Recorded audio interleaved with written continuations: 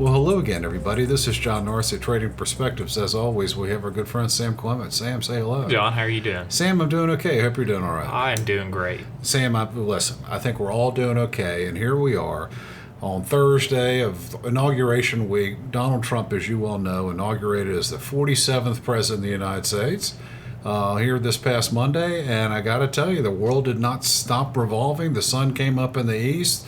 It didn't rain fire, and the seas didn't, spew up or what have you. Earth didn't give up its dead.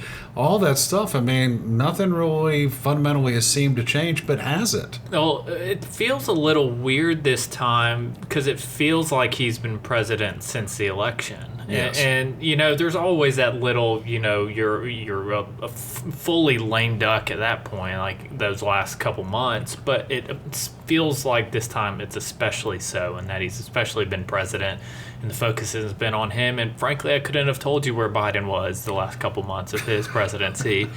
And so, it feels like we kind of were already in this period, and then the 20th happens, noon rolls around, and we hit the ground running in terms of executive orders. And so a lot has changed, but a lot hasn't changed. Well, I'll tell you, a lot has changed this go around. You may or may not remember 2016 and when Trump was inaugurated the first time in January of 2017.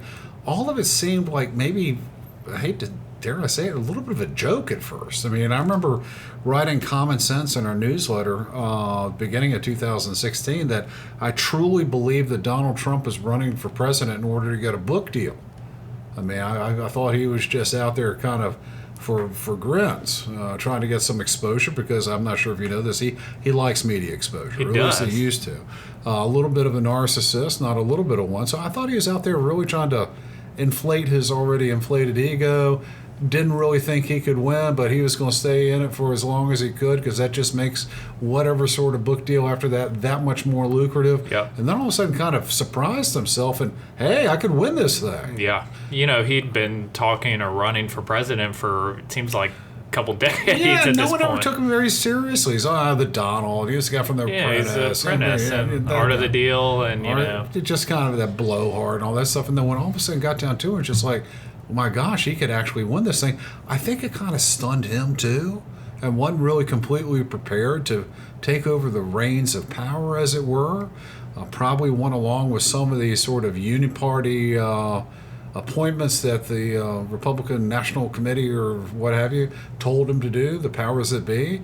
This go around feels completely different. It comes in with a man who not only wants the job, feels as though he's got a mandate for the job.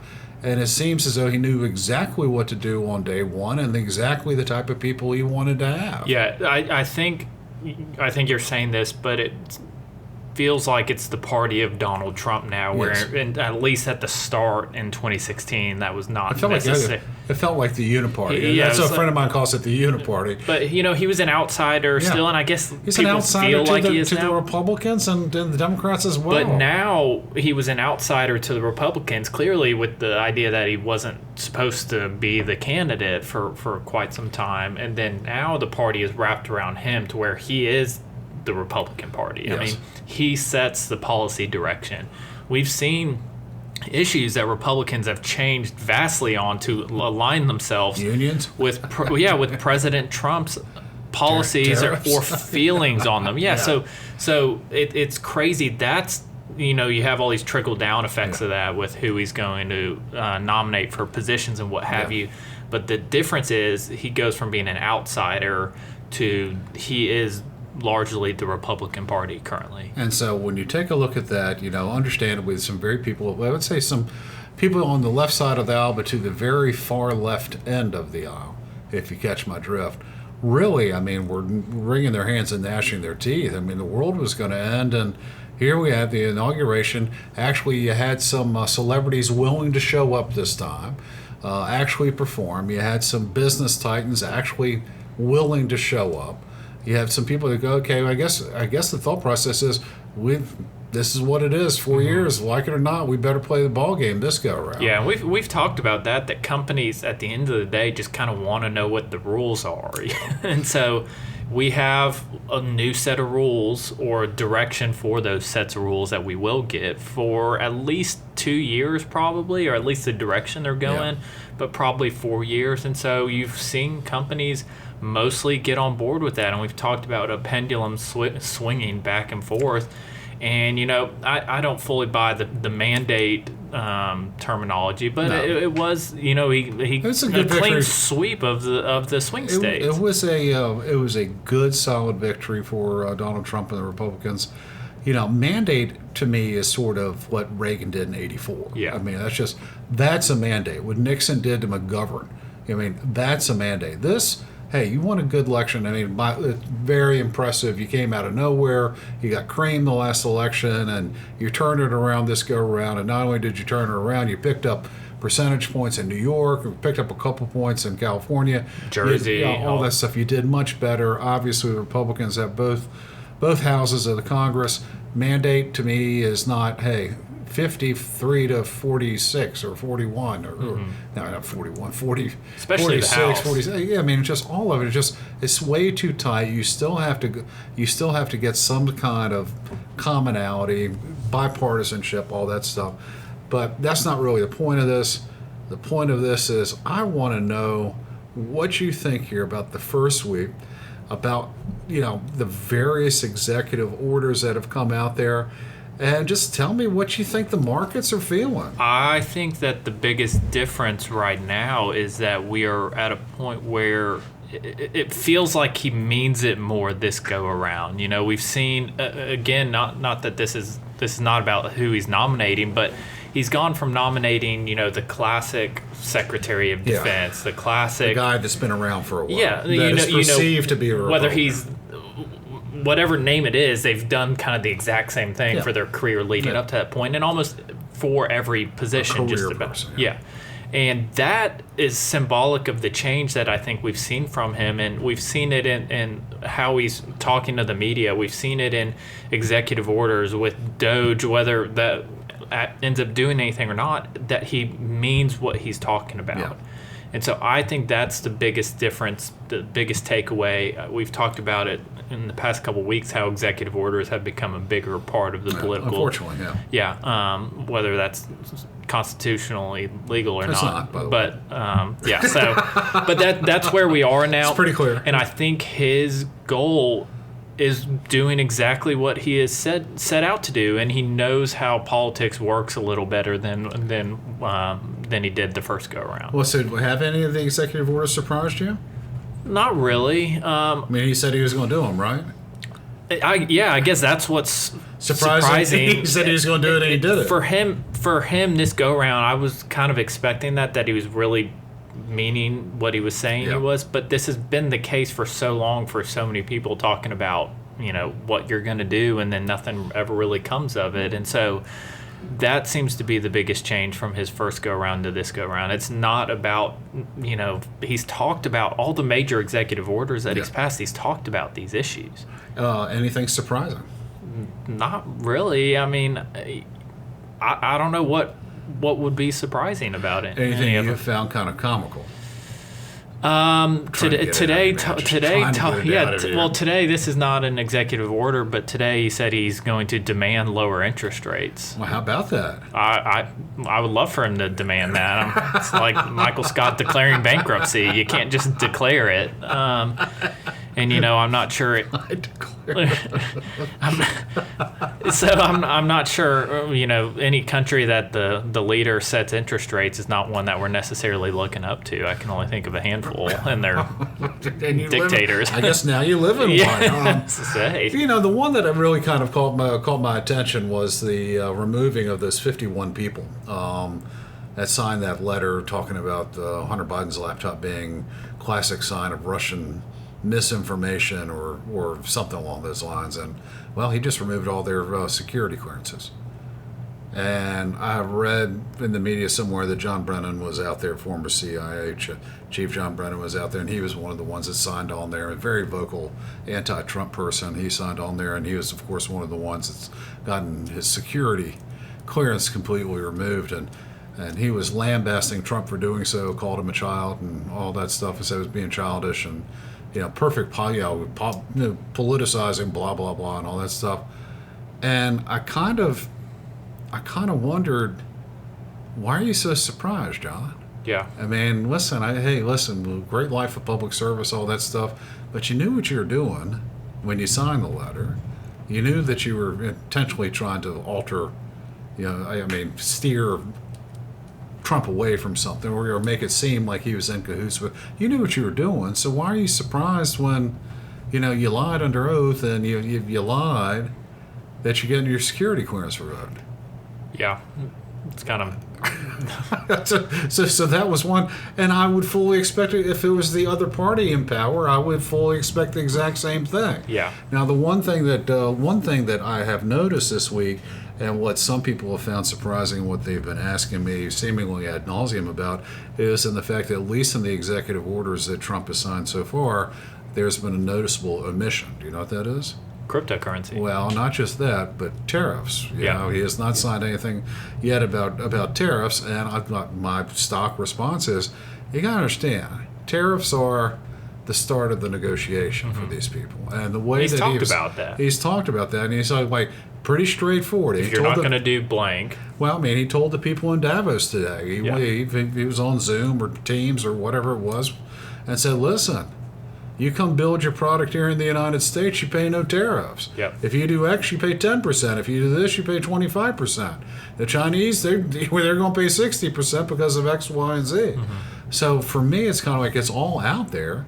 What do you think foreign countries are going to do? Or is anyone going to bite on this? Or are they just going to try to call his bluff and say, nah, we're not going to believe it? I think they're buying it to an extent, and I think companies are as well. And I think we've seen tariffs.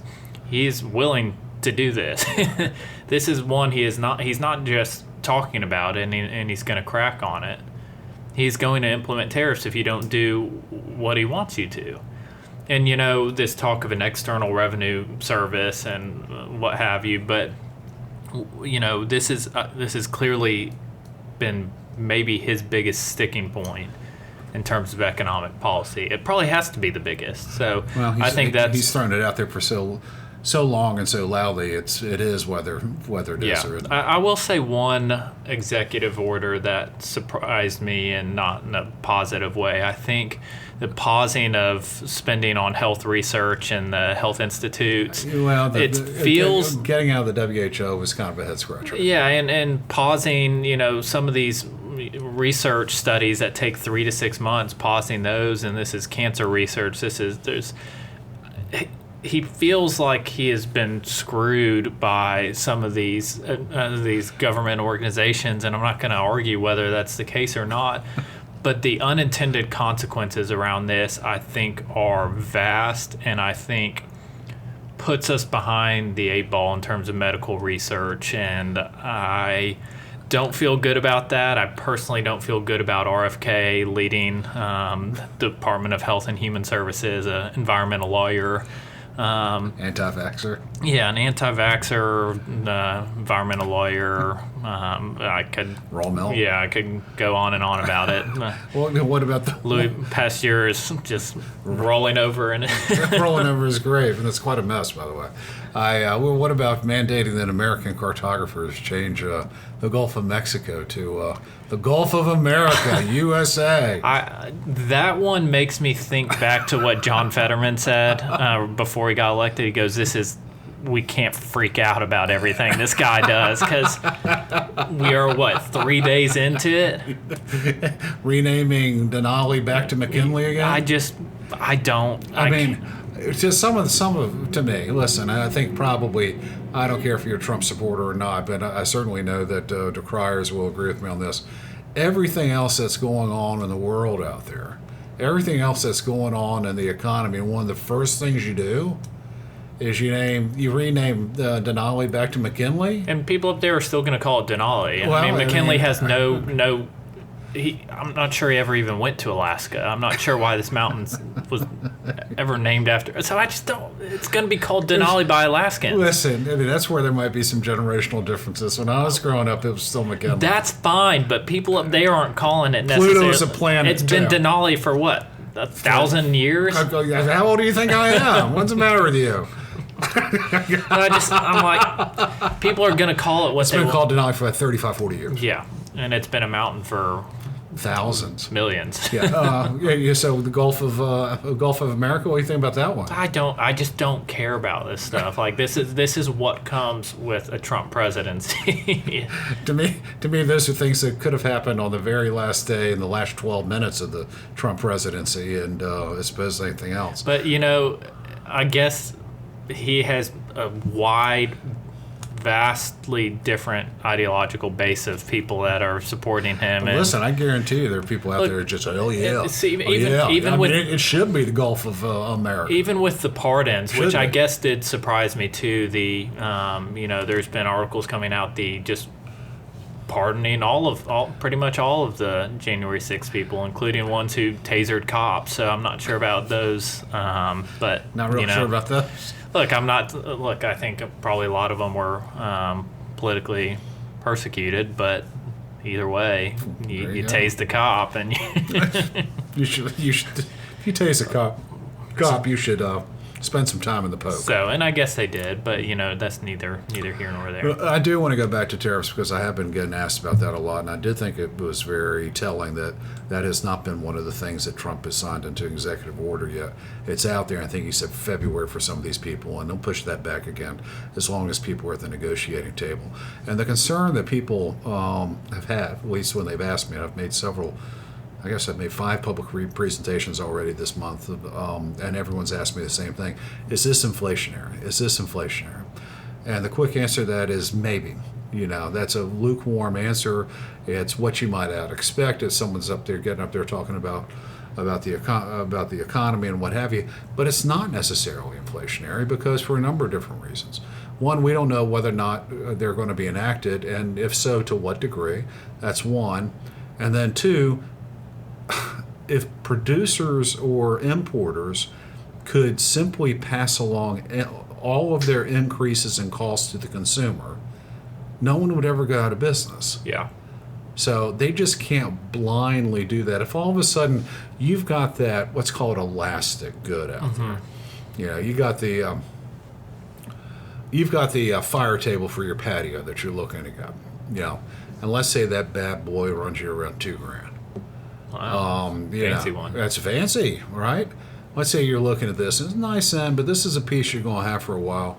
And then all of a sudden, hey, you decided to pull the trigger on it, but 50% tariff on that bad boy. Are you willing to go from $2,000 to $3,000 to buy?